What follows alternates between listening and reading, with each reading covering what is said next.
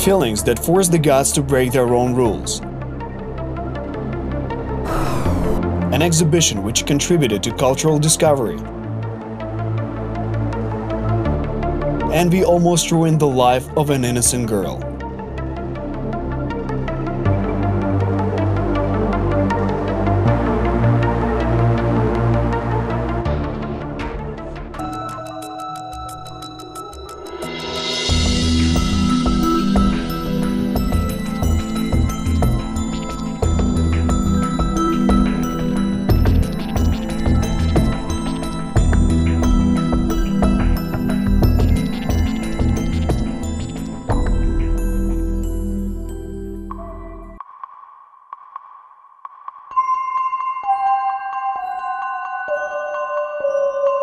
Oil, a canvas 85 by 100 centimeters in size, and a work performed in the finest traditions of Italian Baroque.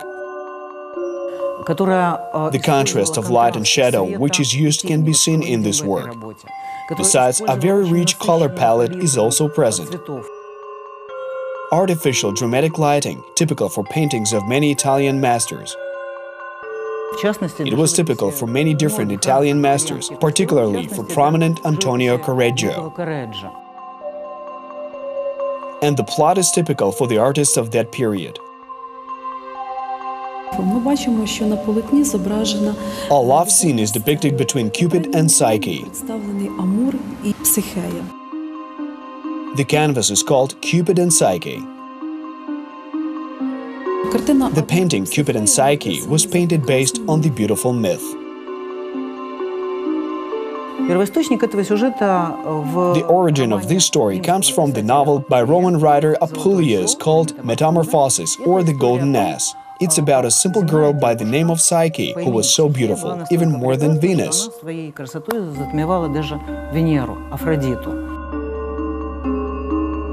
Beauty, which brought fame to the young lady, almost brought her doom, together with suffering and compassion. The story is so beautiful and dramatic that it has found its admirers for centuries, both among people of art and ordinary citizens.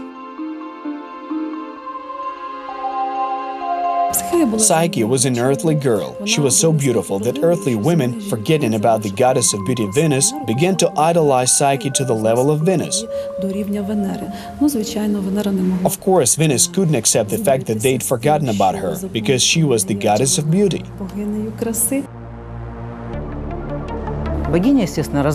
The goddess sent her son Cupid, or Eros. This god of love had many different names. To fall hopelessly in love with Psyche. But it so happened that Cupid himself fell in love with the beautiful inhabitant of the earth and became her husband.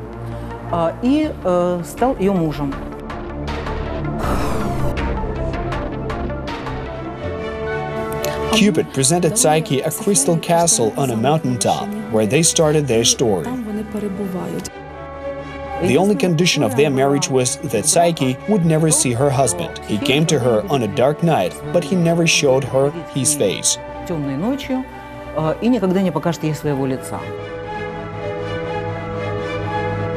So lived the happy lovers. In the afternoon, the girl lived in a luxury, and at night, in the arms of her beloved.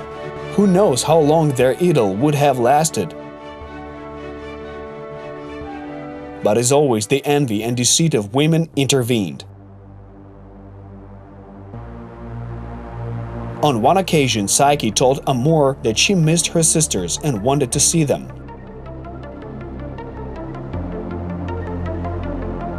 The next day, the two older sisters stood in front of the palace. The younger one demonstrated countless treasures to the elders, treated them to unprecedented treats. But the perfidious sisters persuaded Psyche that she had to look at her husband. Moreover, they told her that he was some kind of scary monster. What happened next changed the life of Psyche and her lover for a long time, and was depicted on canvas by the artist.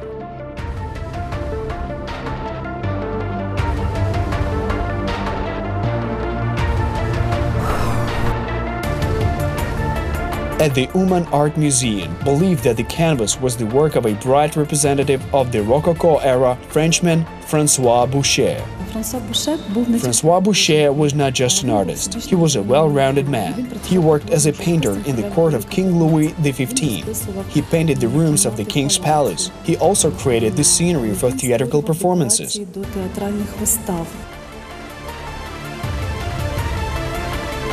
According to some of the contemporaries, the artist, engraver and decorator Boucher possessed a scandalous talent. Hercules and Omphale, Cupid hitting Psyche with an arrow, Sleeping Venus, Venus comforting Cupid, Diana after bathing, Venus and Vulcan. This is not a complete list of sensual paintings with naked gods, goddesses, nymphs. Some of the artist's works received their plot development a few decades later. For example, in 1732, François Boucher painted Venus asking Vulcan for weapons for Aeneas.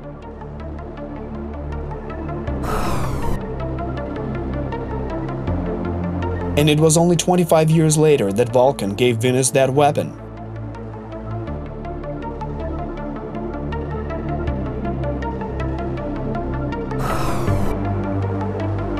The Uman painting is from the same ancient Greek naked myths performed by François Boucher. At least that is what they thought in the Uman Art Museum. This story began in 1964. The executive committee of the local city council adopted a decision that the city's public and prominent cultural figures had waited for several years to provide the Uman Art Gallery, which was housed in the same building as the Regional Local History Museum, a separate building. If truth be told, they had to wait another 10 years to get the new premises of the art gallery. In October 1975, the Kiev collector Kozlov handed over this masterpiece together with several other canvases of ancient masters to our art gallery. According to the staff at the Uman Art Museum, the Kiev collector gave them a picture that certainly was not obscure, but the work of Boucher, who he mentioned earlier, which reflects high and low feelings at the same time, boundless love and distrust.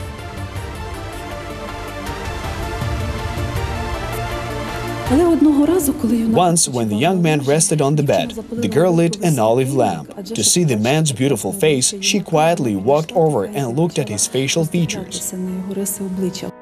She was so amazed at his beauty that she was startled by surprise. Droplets of olive oil fell on the young man's shoulder. He woke up and closed his face with his hand. It is this scene that we see in the picture. At the same time, it was all too late. After all, Psyche has already seen his handsome features.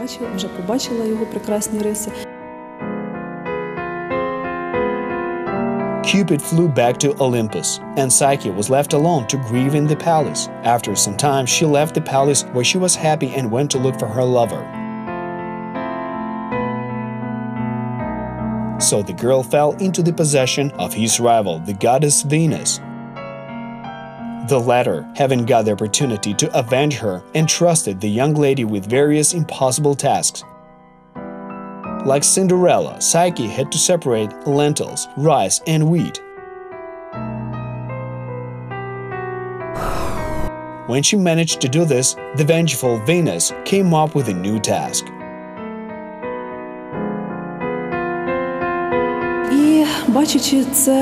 And seeing this love between the girl and the god Amor, Zeus decided to break his rules and made Psyche a goddess.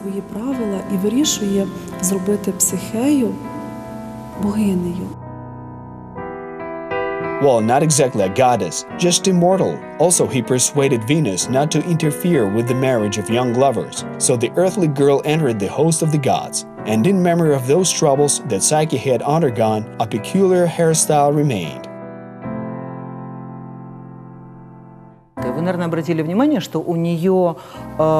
You probably noticed that her hair is decorated with two wings. The fact is that in European culture, Psyche was associated with the soul. But those wanderings, those ordeals, that long story of love that Psyche went through before she found happiness is a story, a kind of symbol of the earthly wanderings of the human soul in search of love and in search of truth. поисках любви и в поисках истины. Such a fascinating plot was reflected in the works of many great painters. The painting, reflecting an incredible love story, adorns the walls of the Uman Art Museum. It amazes visitors, both with the mastery of its execution and the plot. At the same time, it gives rise to riddles and secrets, which the best art historians of Ukraine seek to unravel. Perhaps the only thing that does not cause any doubt is the time and circumstances under which the canvas appeared in Uman. The identity of the artist remained uncontroversial until 2010. And in 2010, an exhibition of paintings was planned in Kiev in honor of the 10th anniversary of the Border Control Service of Cultural Items. One of the masterpieces that was returned was the painting by the workshop of Piotr Libery called The Wedding Procession. Therefore, a delegation went from Kiev to Uman to select works for the exhibition. A special commission was created. It included famous art historian Olena Zhivkova. She is still working at the Hanenko Museum. She was involved in West European art. At the time, she saw our exposition and was delighted with our exhibits, especially the old, beautiful paintings, and she was impressed by this particular work, namely this painting Cupid and Psyche by François Boucher.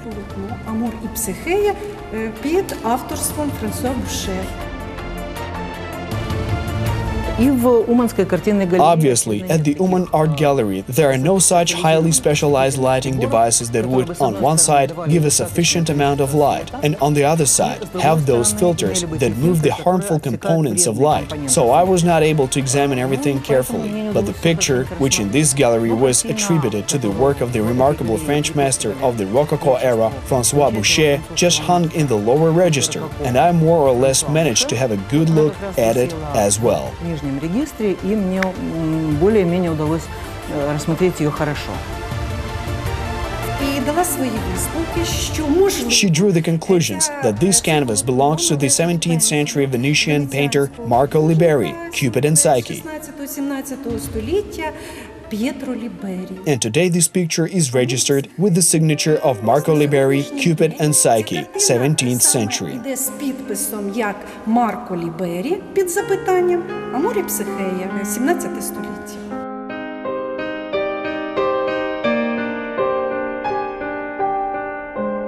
I am quite familiar with the work of François Boucher. Well, firstly because one of his references works, Cupid's, is represented in the collection of Bogdan and Varvara Hanenko, and partly because I traveled a lot in France and saw a lot of originals by François Boucher. Много ездила по Франции и видела множество оригиналов Франсуа Буше. The palette of this wonderful painter is completely different from the color of the work from the Uman Art Gallery. This is the so-called pastel palette. These colors are characteristic of the 18th century, and especially those of the Rococo era. According to Olena Zhivkova, the canvas Cupid and Psyche was painted in a completely different color range and belongs to the Baroque era. The effect of artificial dramatic lighting, which is present in this picture, is inherent in the very specific predecessor of Italian Baroque, Antonio da Correggio.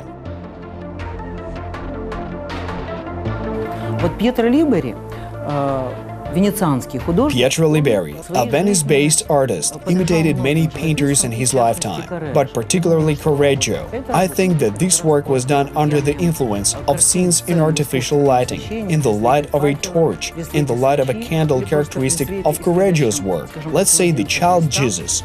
This picture was painted precisely in this spirit, and of course it has nothing in common with the painting from the 18th century, because Pietro Libery lived in the 17th century.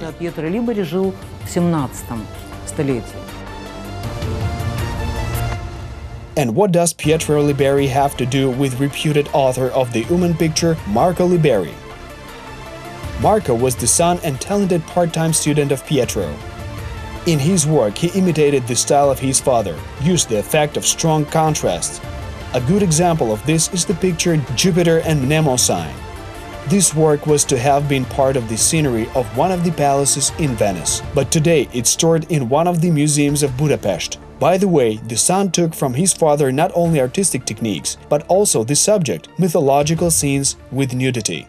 The ancient Roman goddess of abundance, Abundia, the ancient Greek goddess of love and beauty, Aphrodite, and her ancient Roman colleague are charming characters in the works of Libery Jr. Cupid and Psyche fits quite naturally into this list. Moreover, Marko, who was born 35 years after his father, died 2 years before him in the year 1685. Both of them lived in the 17th century and were bright representatives of the Baroque era.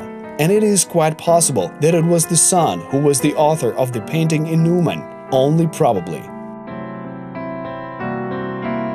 I would not dare say conclusively that it is definitely this painter, but just like the work of Pietro Libery Jr., this picture also requires further examination.